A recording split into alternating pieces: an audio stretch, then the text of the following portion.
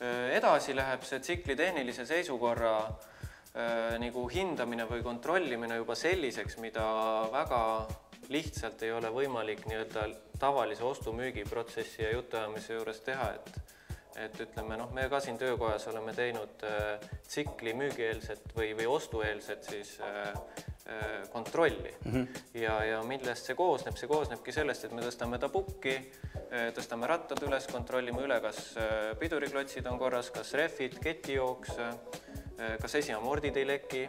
Jälle, see võib küll olla tegelikult. Kui esiamorditorud on ikkagi märjad, siin on nad korras puhtad. Kui nad on märjad, siis peab jälle arvestama siukse 1500 kroonise väljaminekuga simmerite ja õlivahetus. Elekter on see, mida inimesed hästi palju kardavad miskipärast, sellepärast, et paljud ei tee vahet voolul, pingel ja mis iganes, kuigi see on nii nagu jõe voolamine sisuliselt leiab kõikidele pingele, voolule ja takistusele analoogi vee voolamisest. Aga kui on mingisugused elektrikalad, siis ja ise ei ole elektris väga pädev, siis peab arvestama, et vana ratta puhul elektrivea üles leidmine tähendab ikkagi tundides tööd reeglina. Piisab sellest, kui mingisugused näiteks ühe poole suunatuled ei tööta või mis veel hullem, akulaadimispinge.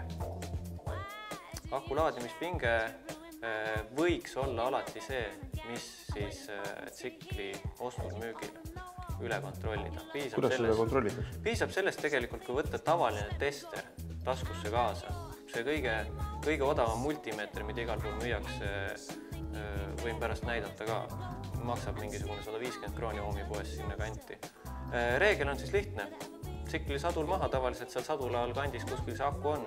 Mõõdate ära akupinge, saate mingi väärtuse. Kui te panete tsikli käima, siis pööretel üle 1500 pöörde peab see mõõtmine andma suurema tulemuse kui seisva tsikli korral. Kui ta on loomulikult väga palju suurem, siis võib kahtlustada pingeregulaatori riket. Kui ta on väiksem, siis ka kas pingeregulaator või lausa generaatori mähis. Need on jälle siuksed neljakohalised lood kõik. Nende uus ostmine või siis generaatori puhul mähkimine. Kui nüüd vanema ratta puhul armatuuris on mingisugused tuled ära kustunud, siis millises imejärku võiks enne taastamine jääda? Või seda ei tule nagu nii tihti ette? Jah, tegelikult on see, et siin on täpselt nii nagu autoarmatuurilgi. Kõik on tavaliselt pirnikesed, mingit imeteadust siin ei ole, nii et kui on midagi ära kustunud, siis tavaliselt on pisikese pirnikese viga, et loodetavasti nagu muid muresid ei ole. Loomulikult tsiklitel on ka see nii-öelda, paljud töökojad teevad seda müügieelset kontrolli. Ei ole mingit 100% garantiid, et selle müügieelse kontrolli läbinud tsiklil ei ole nüüd mingisuguseid vigu. Sellepärast, et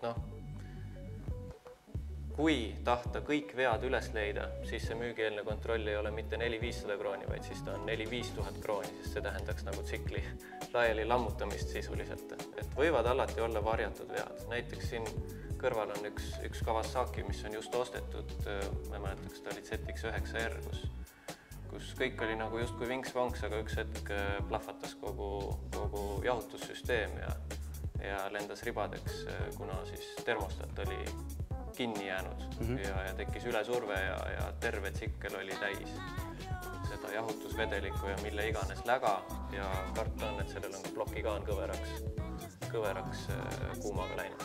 Kas trosside olukorda on ka kuidagi võimalik kontrollida? Jah, 2 põhilist trossi on tsiklil.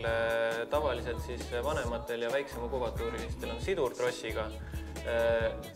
Kõik, mis trossiga käib, peab siis liikuma niiviisi vabalt. Ei tohi olla mingit siukest kahe käe teemat, et peab kahe käega seda tõmbama. See viitab otseselt sellele, et tross on seest roostes. Kui ta on roostes, siis läheb see... Või siis tõmbad alla ja tagasi ei lähe? Just, see on nagu teine variant, jah. Sellisel juhul läheb ta puruks. Vanematel ratastel on ka spidomeeter kõikidel trossiga, et spidomeetri tross on kisub ka nagu kuluosaks, sellepärast seda ei teata määrida. Siit alt otsast läheb tavaliselt niiskus sisse ja tavaliselt läheb see tross umbes selle koha pealt, siit alt lihtsalt puruks krõpsti. Nii et sellest saab veenduda hästi lihtsalt, sõidad kas või kiirusega 10 km/h, siis spidokas peaks ikka midagi näitama. Ja kui nüüd selle müügiprotsessi juurde veel tulla või ostu müügiprotsessi juurde, siis proovisõit. Et olen kuulnud ka selliseid arvamusi, et ei, et ma ei lase sul selle tsikliga sõita, et ma ei tea ju, sa viskad selle külili maha ja siis keeldud seda ostmast, aga mina pean remontima hakkama. Et eks ta on selline usalduse küsimus. Autoga on jah lihtsam, auto vähemalt seisab ise püsti, et tsikkel kipub ise pikali kukkuma, kui ta kahel rattal panna seisma. Siis näiteks need, kes mingit võimsamat ratast ja võimsuse pärast ostavad, siis neil on alati võimalik mingist dünotestist läbi käia ja saada täpselt näitajad, mis seal on. Jah, sul endal oli üks saade, kus sa käisid vaatamas seda dünopinki. Loomulikult võib selle dünotesti teha, sealt saab selle võimsuse graafiku teada, kas tal on mingisuguseid tühja auke järsku sees või kas ta üldse käib normaalselt. Et siin meil ka oli jälle hoolduses üks tsikkel just ostetud ja tuligi niiviisi, et eile ostsin, et vaadake üle, tehke korda, et see oli ka hästi kaua seisnud. Karpad olid kõik võimaliku sodi täis, aga lõpptulemus oli see, et ratas tühikäigu kuidagi käis, aga kuni 4000 pöördeni ei tahtnud üldse liikuda ja siis järsku muutus hirmsaks püssiks. Ja lõpptulemus oli see, et sai silindri pea maha võetud ja väljalaskeklapid olid mõlemad täiesti ära põlenud, nii et surved saime me ka sealt mingisuguse 5 atmosfääri kandis ainult kätte. Normaalne oleks seal 10 kandis, ütleme. Et kui see mootor nüüd käima pannes väga hästi ei tööta, siis iga mitte hästi töötamine ei viita otseselt võib-olla sellele halvale mootori seisukohale. Näiteks üks asi, mis mootori tööd ja kütusekulu tunduvalt suurendab, on õhufilter. Siin on siukseid õhufiltreid läbi käinud, kus on lausa floora ja fauna sees. Et selline õhufilter, mis on sees täitsa mustaks läinud ja sinna on sattunud ka mingisugused elukad, siis piisab ainult õhufiltri vahetamist ja mootori töö võib kardinaalselt muutuda. Teine asi, näiteks kui keegi on teinud isetegevust jälle teadmatusest, käis üks tsikkel, kus olid peale pandud küünlajuhtmed, aga auto küünlajuhtmed. Auto küünlajuhtmed ja tsikli küünlajuhtmed, nende takistus on tunduvalt erinev ja auto küünlajuhtmed põhjustasid olematu sädeme põhimõtteliselt selle tsiklil. Ülejäänud asjad on sellised, mis nagu esimese hoolduskorraga või järgmise regulaarhooldusega niikuinii tulevad välja ja peab vahetama. Pidurivedelikud näiteks on. Kui need on pruuniks läinud vett täis, niiskust täis, siis välja vahetama. Aga üks asi muidugi, mis mul küll praegu meelde tuli, väga palju tsikleid on kulunud üle normi, täiesti üle mõistuse normi kulunud esiketastega. Siis esiketastel või üldse piduriketastel on tavaliselt peale pressitud selline kiri nagu min thickness. Minimum thickness ehk siis minimaalne piduriketta paksus. Et ei ole sugugi halb võtta supler kaasa ja visata see supler sinna peale ja vaadata, mis need pidurikettad teevad. Et kui need pidurikettad on kulunud, siis ujuvkettad on küllalt kallid, seal 2500–3500 krooni tükk. Nii et siuke 5–7000 kroonine kulutus siis ja reeglina ujuvkettad on sellistel just võimsamatel paiktüüpi ratastel.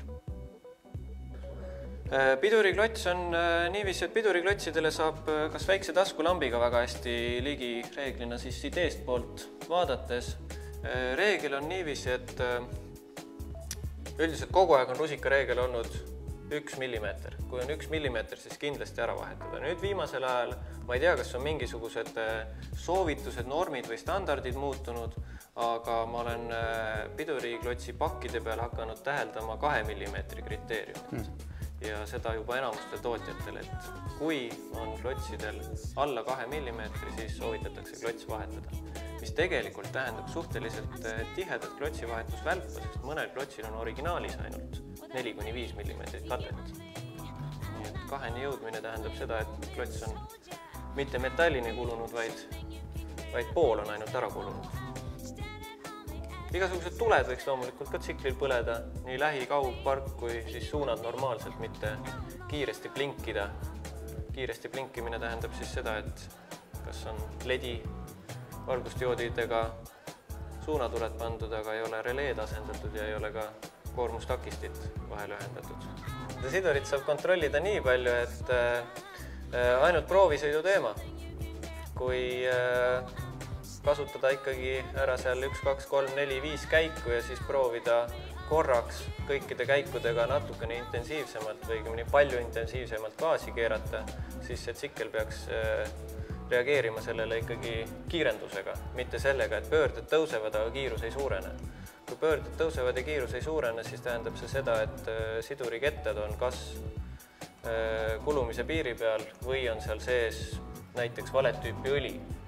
Palju siin on foorumites räägitud autoõlist ja tsikliõlist, selle erinevusest ja mõned inimesed ei saa sellest ikka aru ja mõned inimesed ei taha aru saada ja mõned inimesed lihtsalt ei tea, et tsiklimootoril on tsikliõli. Nojah, selge.